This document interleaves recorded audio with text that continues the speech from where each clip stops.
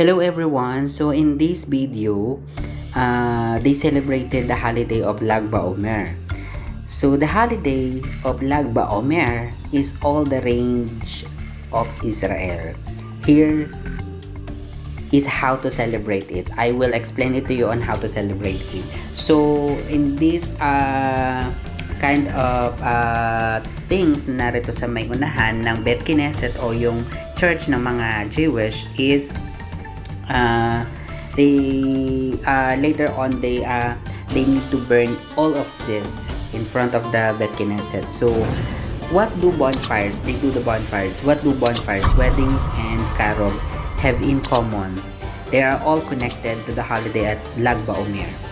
While you may have never heard of this holiday, Lag BaOmer is popular and widely beloved in Israel, and it's time we Americans learn to enjoy it.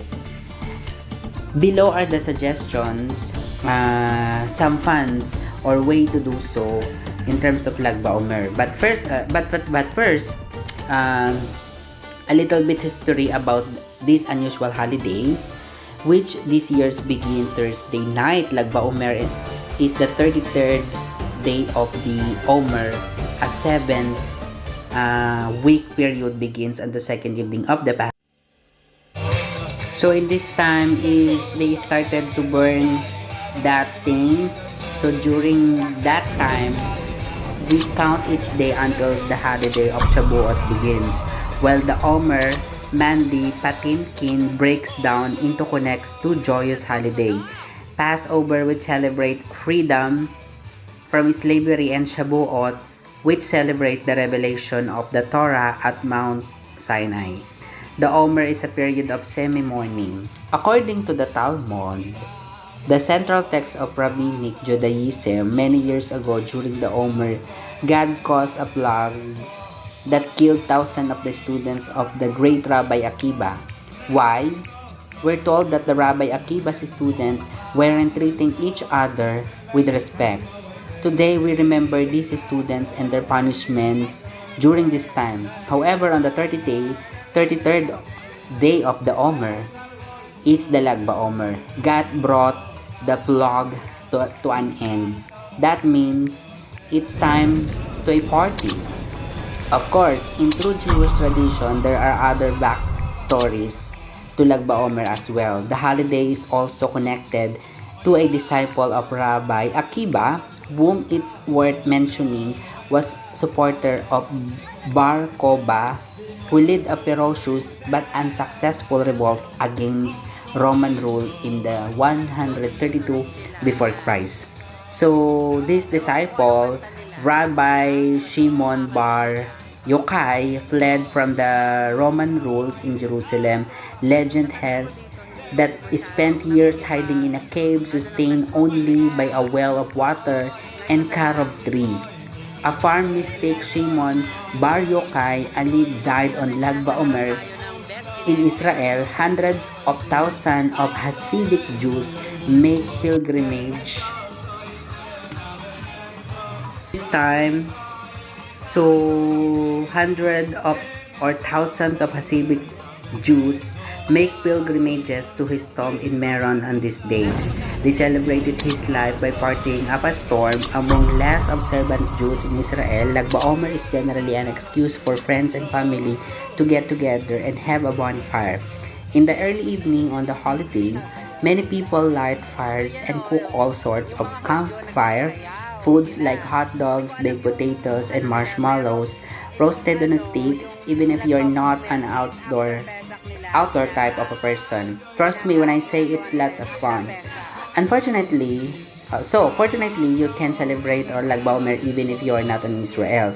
This year, as we continue to inch closer to the end of modern day flag, I encourage everyone to find meaning and enjoy celebrating the end of different flag that occurred many years ago. Here are some family-friendly ways you can celebrate Lag BaOmer. There's a picnic, having fun playing with bows and arrows, making bonfire, listen to music, share memories from your wedding day, snack on some carob, and have a parade. So during the parade, some of the communities have parades on the Lagma Omer in celebration of Jewish unity. Even in this time of continued social distancing, you can have a parade too. It doesn't have to be anything major. No permits are required if your family and maybe a few friends simply march around your neighborhood or even just your yard.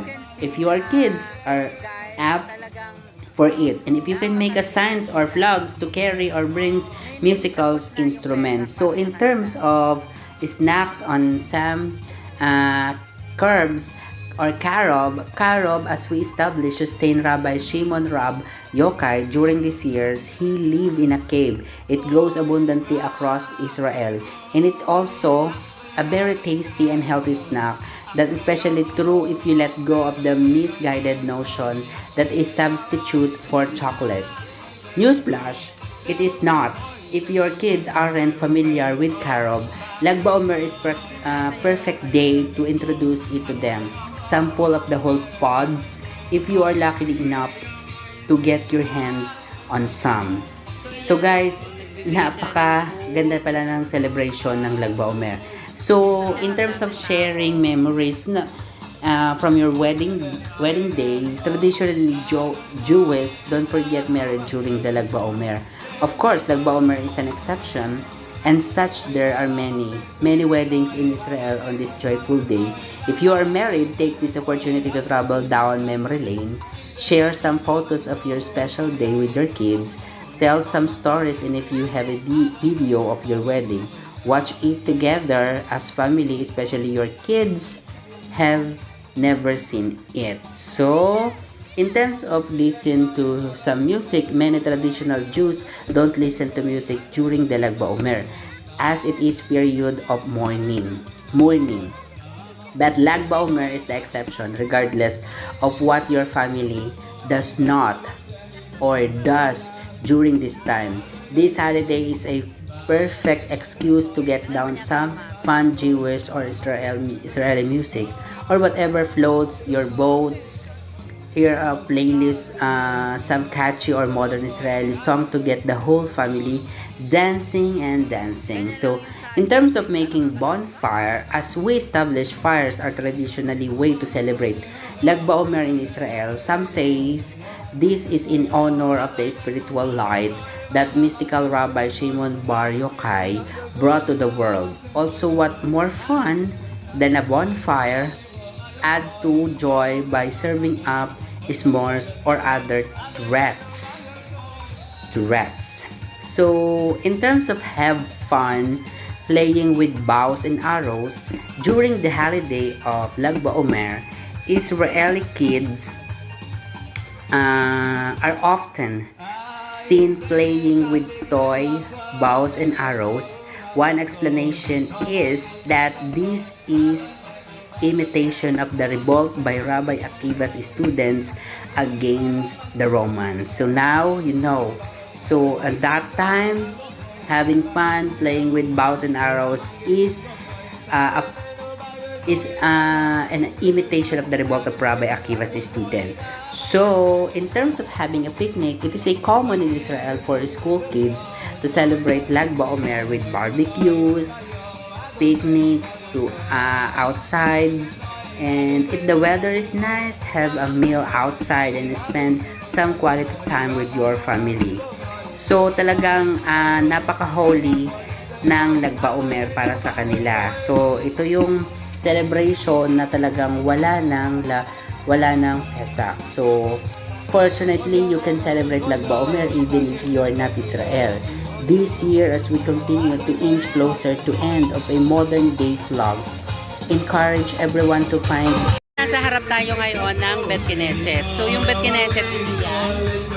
So, nagsusunog sila. Ito yung sinasabi nilang Lag BaOmer. So, in my 5 years dito sa 5.5 years or all 6.5 years dito sa Israelis, ngayon ko lang nakakapag-live ng ganyan talaga na merong Lag BaOmer o yung sinusunog nila is para yung commemoration or sa mga Greek mythology, nagsusunog sila para sa isang rabbi. So yan. So guys, papakita ko ulit. So,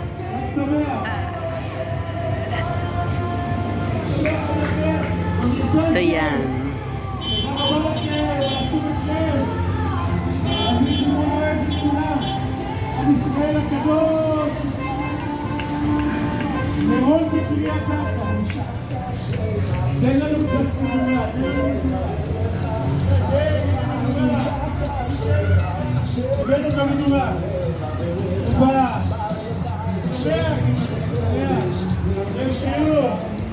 Epa!